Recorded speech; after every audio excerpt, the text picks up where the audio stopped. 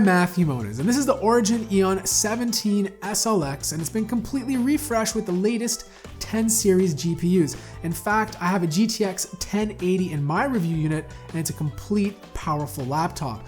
The thing is, if you want a true gaming laptop that will replace your desktop, Origin has configurations that range from a 1070 all the way up to dual 1080s, so you can really get a powerful gaming laptop. So this review unit sits somewhere in the middle. It retails for around $3,250, but the entry-level model starts around $2,200 to $2,500 US. The lid is made out of all plastic with a nice white tone and with a black Origin logo in the upper middle. Now, if you don't like the color, you can choose your own style when customizing your computer on checkout. Behind the lid is 2 speakers that face upwards, and on the back are big chunky honeycomb-shaped vents to let the air pass through. Remember, there's a 1080 inside, so lots of heat is going to be produced. The deck and the bottom of the laptop are also plastic, but on the bottom you can actually remove the battery. It's an 82 watt-hour battery, and the laptop still works if it's removed as long as you have it plugged into the wall. So on the left you have an RJ45 Killer Double Shot Pro LAN port, 2 USB 3.1 Gen 2 Type-C Thunderbolt 3 ports, 2 USB 3.0 ports, and a 6-in-1 card reader. On the right is a Nobelock, 2 more USB 3.0 ports, and your audio jacks. The back holds an HDMI port and 2 mini display ports, so you can hook up more than one monitor. There's only 7 screws to remove to get inside of the laptop, and once you're in, you can see there's lots of room for upgrading. There's 4 drive slots, 2 of them can hold a hard drive or regular SSD, and the other 2 are M2 SATA slots. My config has a 240GB M2 SSD and a second 1TB hard drive.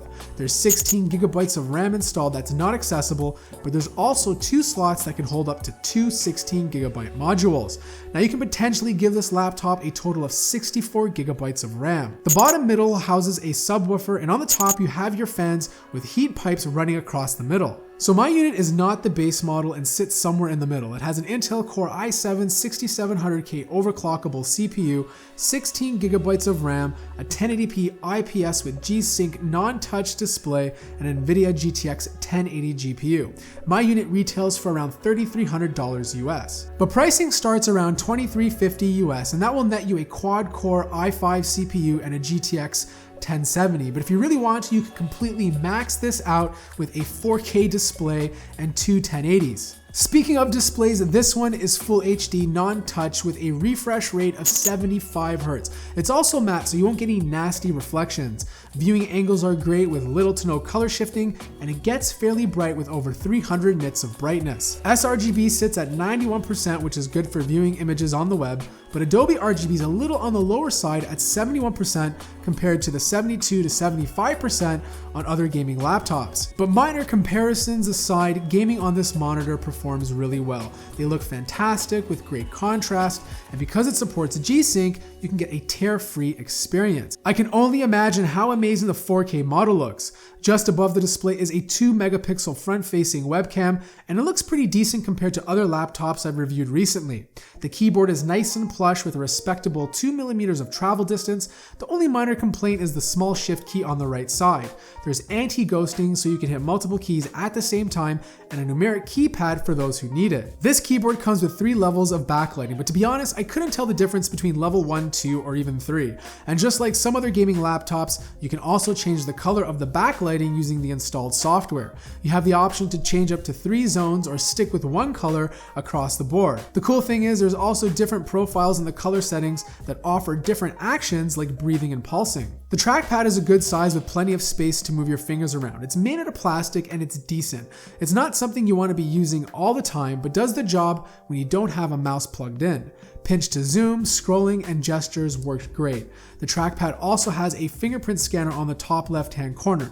The placement is fine and it doesn't get in the way. Even if you don't care about security, using your finger to log into your computer is so much more convenient than typing a password. The 2 speakers behind the lid face upwards, but when you open the display, it goes over them and they end up facing you instead. There's a subwoofer on the bottom, and the sound is being powered by the integrated sound card by Sound Blaster X-Fi MB5. Now, if you're an audiophile or really specific about your sound, you can actually add an external audio card when configuring this laptop. Besides that, the sound itself was actually really good. It gets quite loud, the highs sound clear, and there's actually some decent bass. There's tons of profiles and equalization settings to choose from to fine-tune your listening experience. Now, because Origin stuffed a GTX 1080 in here with an overclockable i7 6700K CPU, you can imagine how fast and powerful this laptop really is.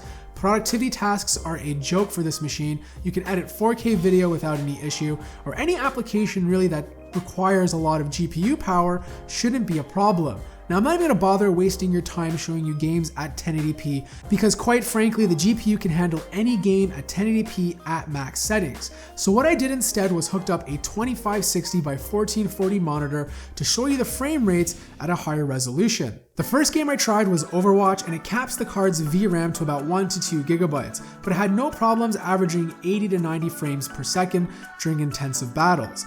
Doom, also a first-person shooter that utilizes more of your graphic card, managed to average 100 frames per second.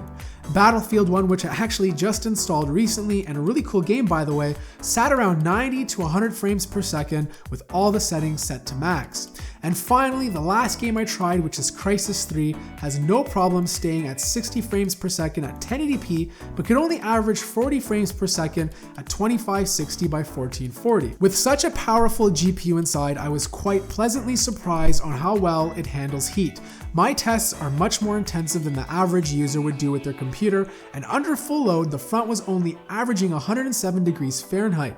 This is below the 115 to 120 I would get on other gaming laptops. The back performed even better, only sometimes peaking to 98 degrees Fahrenheit, but it mostly averaged around 90. So with heat being great, the loud fan noise wasn't. These fans get really loud, and for good reason. There's a powerful graphics card inside, but if you're someone who's sensitive to a loud laptop, you're gonna either want to look at something else or buy it and have headphones on the majority of the time, or possibly just crank up the volume.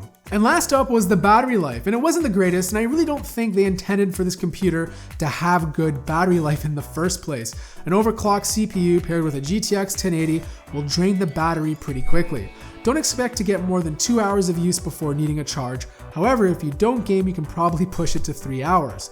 I think the battery is just there so you can continue what you're doing momentarily until you find another outlet to plug in. So here's my closing thoughts. The Origin Eon 17 SLX is a very powerful machine that can take on some of the most expensive gaming desktops. It pretty much hits a lot of checkboxes that gamers require in a gaming laptop. The only complaints that I have is the poor battery life and the very loud fan noise. Now, if you plan on buying this, don't go with the model I reviewed. A 1080p display paired with a GTX 1080 is complete overkill. You're better off saving your money and getting a 1070 GPU instead. Now, of course, if you're gonna hook this up to a QHD display, then this model is fine. And if you plan on doing any 4K gaming, I suggest getting it with a 1080 GPU, or even better, 2 1080s. So what do you guys think of the Origin Eon 17 SLX? Let me know in the comments below. If you enjoyed this video, feel free to hit that like button. If you're new to the channel, subscribe. And as always, I will see you in the next video.